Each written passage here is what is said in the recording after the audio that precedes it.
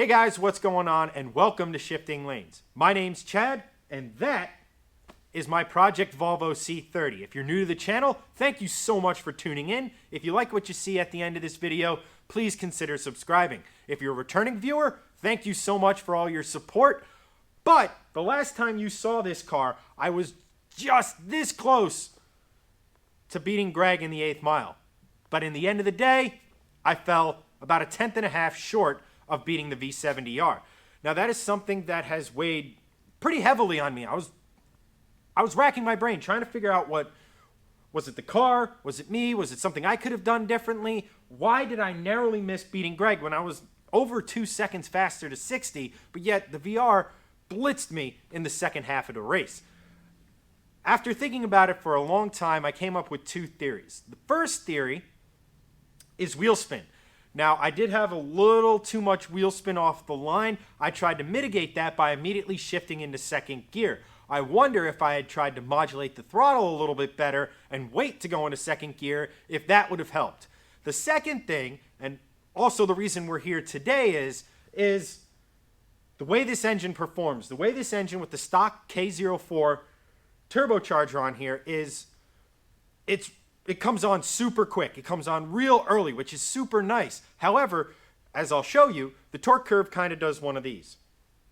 And it feels like it falls a little flat on its face in the higher rev ranges. So what that tells me is instead of revving it out to redline, I should have shifted a hell of a lot earlier. So that brings me to today's video. We're headed to the dyno. We're headed back to prime motoring to serve 2 purposes. The first is to see if I'm right in that theory, if I should have shifted a lot sooner than I did, and would that have helped me in the 8th mile beat Greg? Answer was so far behind, we're not even worried too much about him. The second reason is we did some upgrades to this bad boy. We have a 3-inch turbo back exhaust from Elevate, and we also have Elevate's tune on here. And I want to see just how much power that added to our little C30. So there's nothing left to do except go down to prime and see what the results are.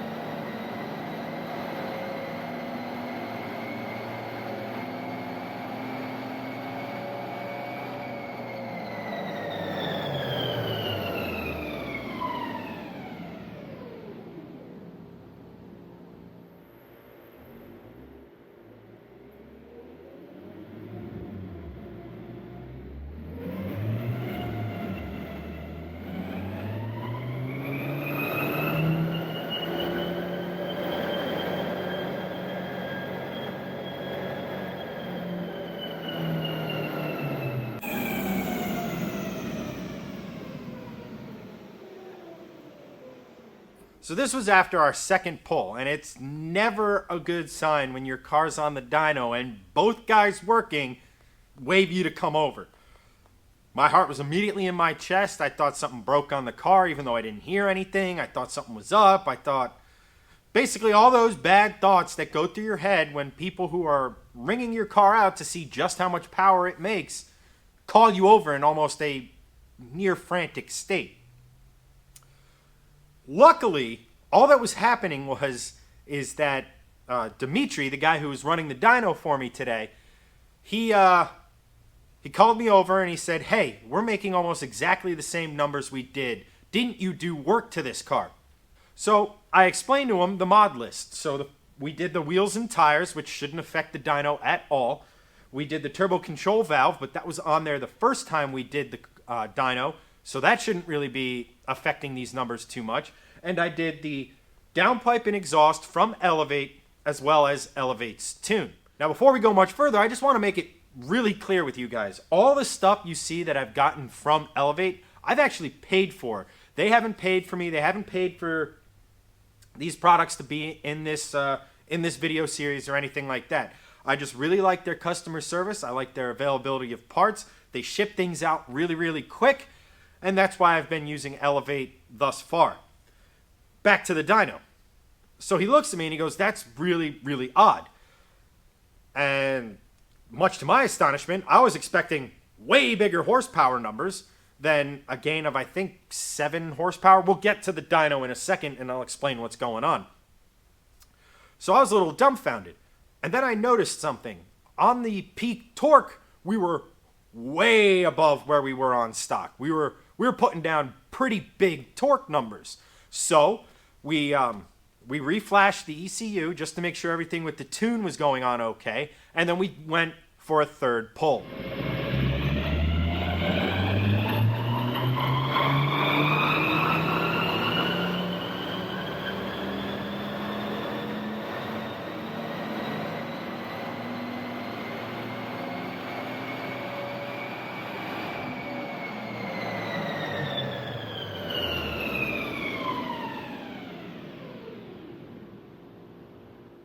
So here are our results. I'll be putting the graph up in a moment just to show you what I'm talking about, but for right now, we're going to talk peak numbers.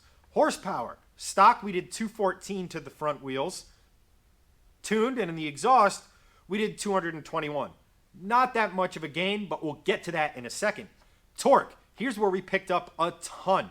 We did 240 stock, and we're all the way up to 300 foot-pounds at the front wheels after the exhaust and the tune.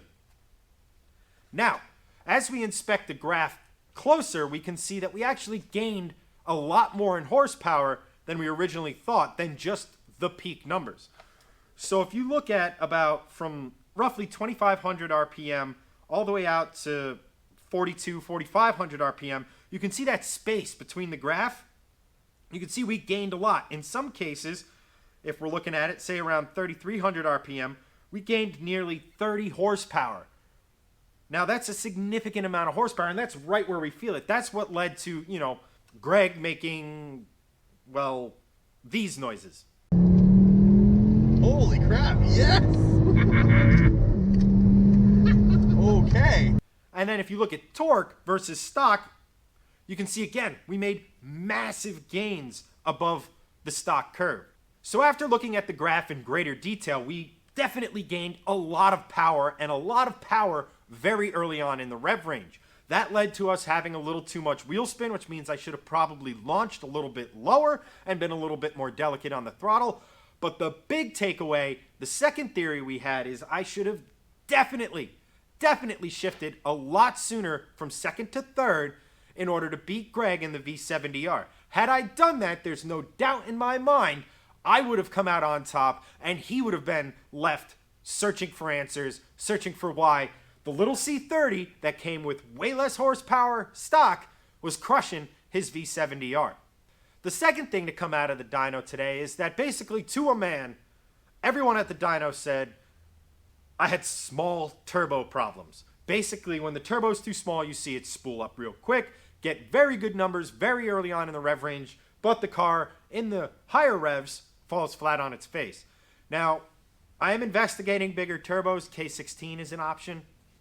That's a little bit down the road. I want to get through the intake side of things here. We have huge news for suspension parts, especially for Volvos, coming very soon to this channel.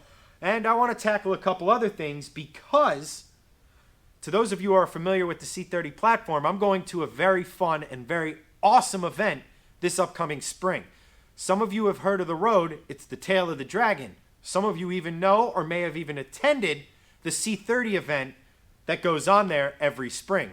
I will be going there, so I want a total package. I want the power, I want the suspension, I want the LSD, all of that, so I can get the most out of this car for that trip later this spring. I personally can't wait. Let me know if you plan on attending, because, let's face it, we should probably meet.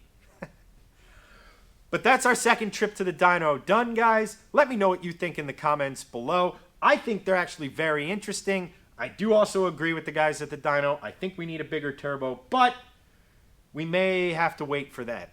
I want it right now too, guys. Please, believe me. I wish I was holding the brand new turbo in my hands right now. As for today, guys, that's pretty much it. Thank you so much for watching. If you liked the video, give us a little thumbs up. If you haven't already, consider subscribing. And I definitely recommend, now that we're exclusively Volvo with our project cars, you hit that little notification bell. That'll let you know as soon as we release a brand new video effectively featuring one of our Volvo project cars. Also, you can head over to Teespring, the link right down there, right below this screen, and grab one of our shirts. We got Project Dadwagon, we got Shifting Lane swag. Every dime we make from selling those shirts goes right back into our vehicles, so that's an easy way for you to get some sweet swag and support the channel. If you want to support the channel in other ways, we have a Patreon page. You can head us up on social media at Shifting Lanes. If you're looking for me specifically, at Kennedy83. Whew. Guys, this was a very interesting one. Next week, we're going to be doing a little fun video for you guys. It's going to be the second part of the sibling rivalry. This one, we're tackling noise, so definitely tune in for that. As for the second trip to the dyno,